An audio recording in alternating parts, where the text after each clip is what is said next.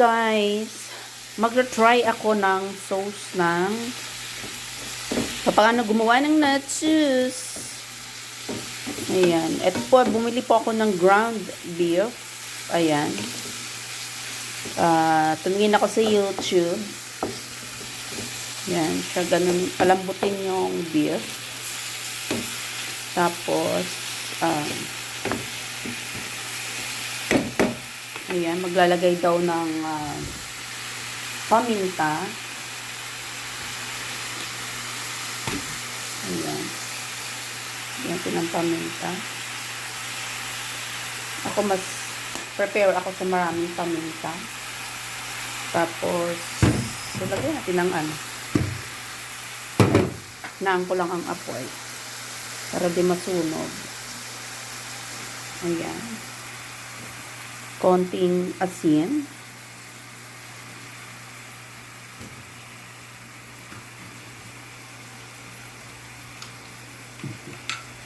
Tapos, lagay tayo ng konting betchin.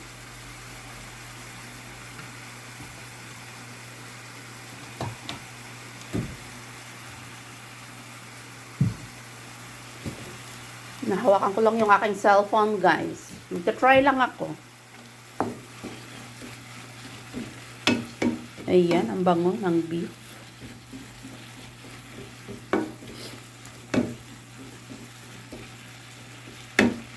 Akala ko igigisa. Hindi pala. After mo mahugasan yung beef, ganito yun lang sa kawali.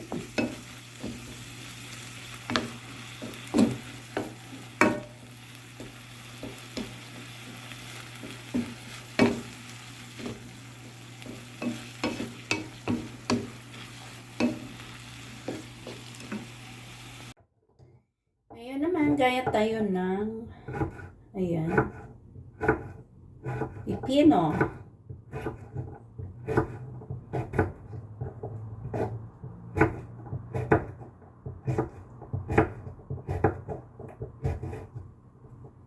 First time ko lang gagawa ng ganito.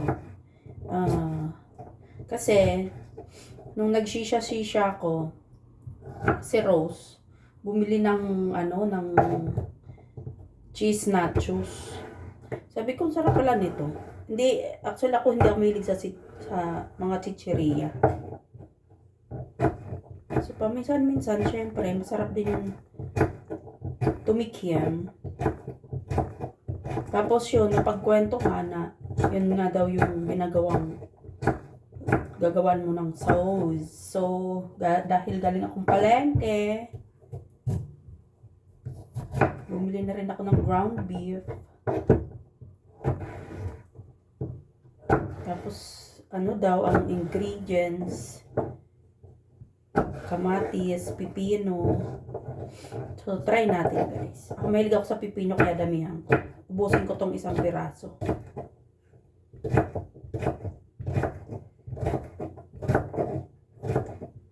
Nakatambay yung aking mga alagad doon kay Sis Myrna at kay Sir Edwin. So, ayan. Bago ko nga pala to, guys, ginayat na aking pipino. Ito ay nahugasan ko na kasi kaya akala ko lulutuin pati itong mga yung kamatis, yung pipino. Nakita ko sa sa YouTube. Tumingin ako sa YouTube. Fresh pala siya na ilalagay. Ayan, mayroon na rin sibuyas. At ito, guys, malinis na rin yung aking kamatis. Ayan. Tanggalan natin ng ito.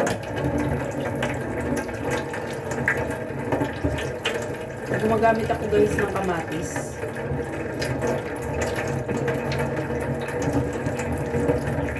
Tinatanggal ko yung buto.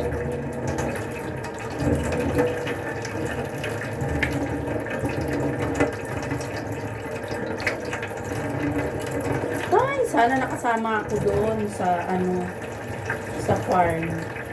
Kasi Inday, alam namang wala akong pasok pag linggo. Hindi ako sinama. Yung pinuntahan nila, nako, nag-snow.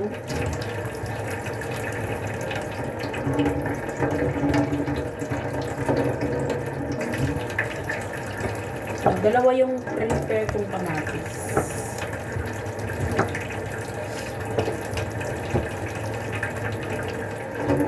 Dala natin ang boto.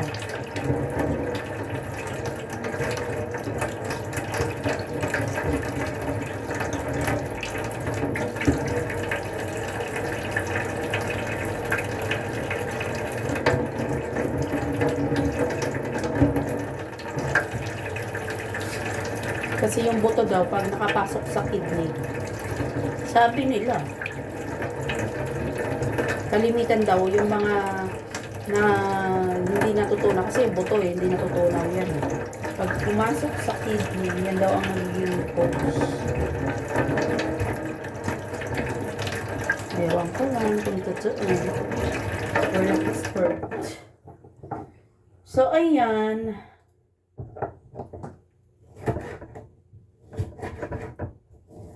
Kailangan daw huwag masyadong pino. Ganyan lang. Square. O, diba? Para may pang-content ako. First time kong gagawa na. Kaya lang wala akong nahanap na Eden cheese. Kasi sa Pilipinas lang yan. Actually, meron naman dito pag nag-order sa mga Philippine product na store. Dati kasi, nung nasa kumpanya pa ako, may pumupunta doon na rolling store ng Philippine product. So, makakabili ka ng mga galing Pinas. Alam mo yun, kahit na nandito na tayo sa ibang bansa, hinahanap-hanap pa rin natin yung gawang Pinoy. Iba pa rin. Actually, kahit toyo, suka, talagang sumasadya ako sa tindahan ng mga Pilipino dito. Gumagamit talaga ako ng toyo, suka na galing Pinas. Kasi ang toyo dito, iba. Ewan ko, parang hindi siya, hindi ko mahanap yung lasa na gusto ko pag nag-adobo ka. Diba? Gagawa ka ng sausawan. Pag hindi, dato puti. Oh, ayan. Plug na tayo. Dato puti. Parang hindi mo maano yung gusto mong lasa.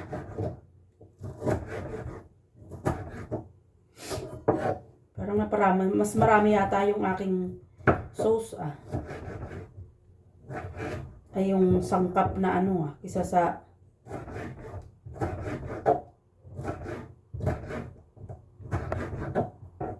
actually dapat may cheese. Eden cheese nakalagay doon sa pero wag na muna tayo. This time wag muna tayong gagawa. Lalagay na Eden cheese. Maghahanap tayo sa Philippine store. Ngayon, lang muna ang mayroon ako. Cheese whiz. So, ito guys, ang aking nacho cheese.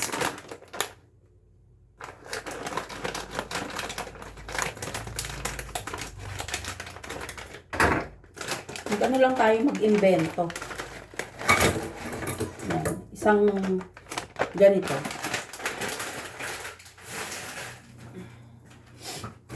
Gagandahan lang daw yung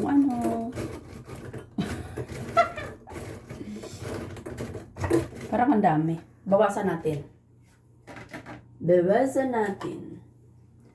Kasi baka hindi na mailagay yung yung ingredients. O, diba? Malinis po ang aking kamay at ako naman ang kakain nito. Wala namang iba. So, ayun guys. Lagyan daw ng sibuyas. Para marami. Tapos yung aking pipino.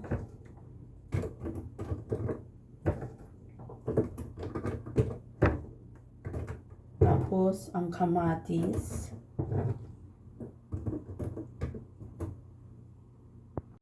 So, ayan guys, kamatis.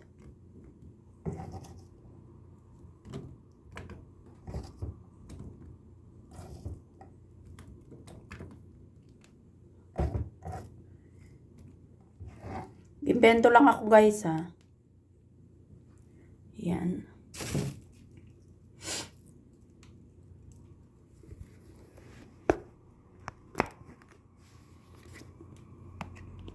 Ang aking mayonnaise. Ayan.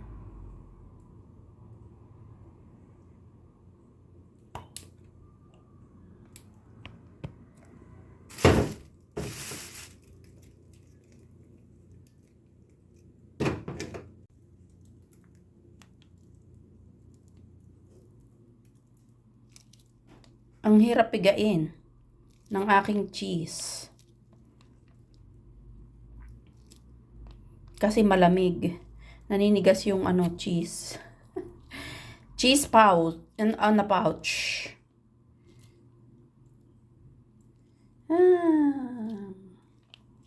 Cheese Swiss.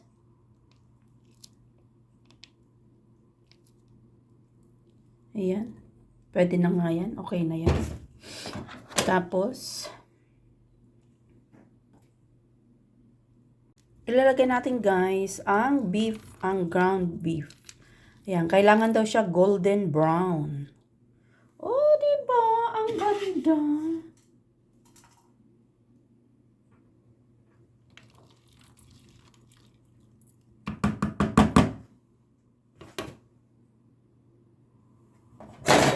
Wow, yummy. So, ayan na guys, ang aking cheese nachos. Actually, first time kong gumawa nito. Masarap pala, kaysa naman pinapapako lang yung chichirya. So, gumawa na ako ng ganito.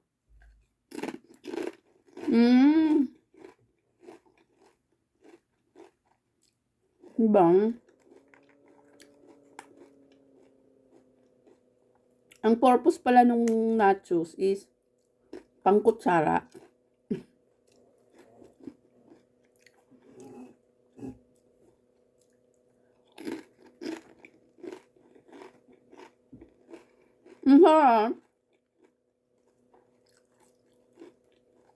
Ang sarap guys. Simple lang palang gawin. Wala kami masyadong lulutuin.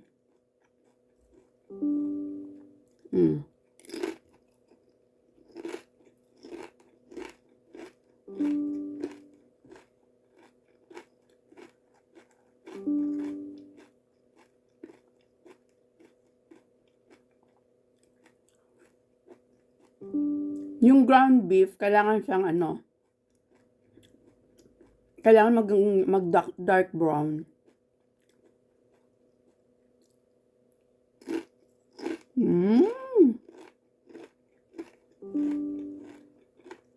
Yummy. Yummy may nachos.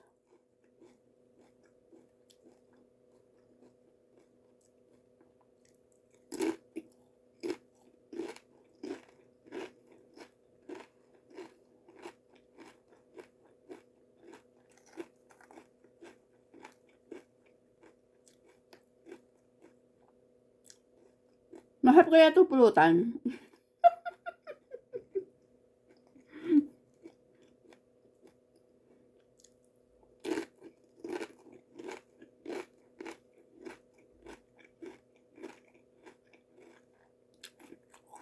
Masarap guys. Promise.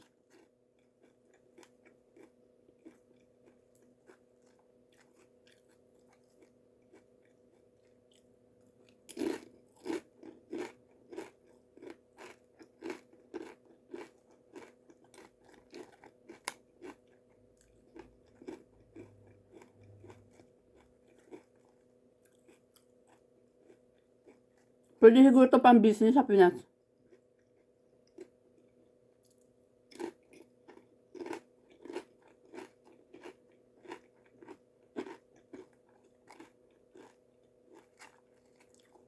Simple lang gawin siya. Yung ground beef lang ang lulutuin. Dati nakikikain ako nito ngayon. Pwede ko lang gawin.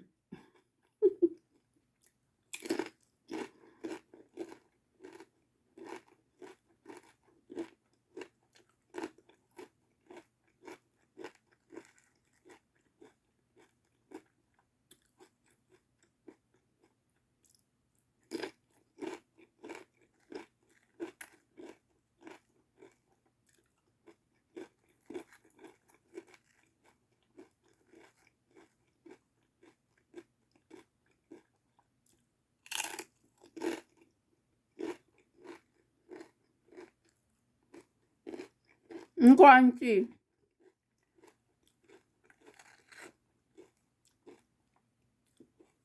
So, thank you so much guys sa panood ng aking vlog. For today's video, is nachos. Ayan.